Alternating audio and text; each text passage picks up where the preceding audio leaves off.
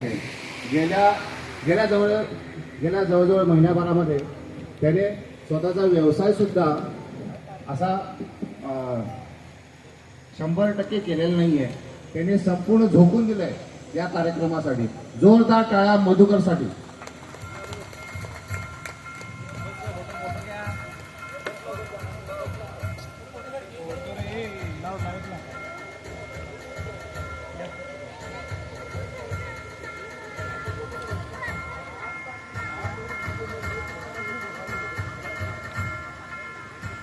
नमस्कार, मी मधुकर सातगोंडा हिरवाडी.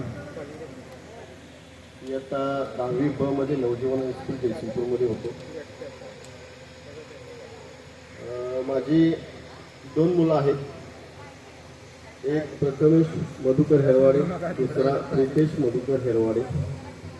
प्रथमेश हा आता जॉब करतोय, सॉफ्टवेअर इंजिनियर म्हणून आहे. आणि प्रितेश हा CSC मध्ये दुसऱ्या वर्षाला शिकत आहे. माझा टूर्स अँड ट्रॅव्हल्सचा व्यवसाय आहे. खरं सांगायचं म्हणजे गेले 1.5 वर्ष झालं मी खूप तुम्हाला भेटण्यासाठी तळमळत होतो. मी योगेशला बरेच वेळा सांगितलं की आपलं एक गेट टुगेदर ठेवू. योगेश बरेच वेळेला मला सांगितलं आपण जेवायचं.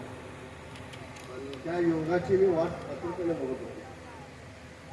खरं सांगायचं म्हणजे हा तुमच्यासमोर उभारलेला मधुकर याचा दुसरा जन्म हे तुमच्या भेटीसाठी आहे.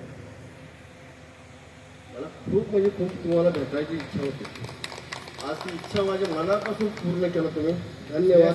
आणि इथून पुढं तुम्ही असंच प्रत्येक वर्षी आमच्या या गेट टुगेदरसाठी सर्वांनी यावं ही नम्रतेची विनंती.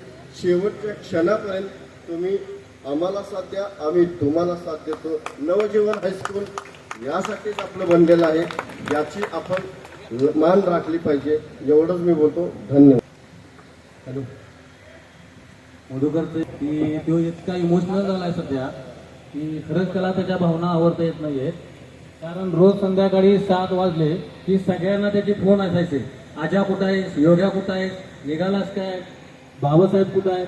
ही सगळी सोय त्यानं केलेली आहे. तुमची यायची, जायची, न्यायची, आणायची सोय सगळी सुद्धा त्याने केलेली आहे. स्वतःचा व्यवसाय त्यानं बाजूला ठेवलेला आहे.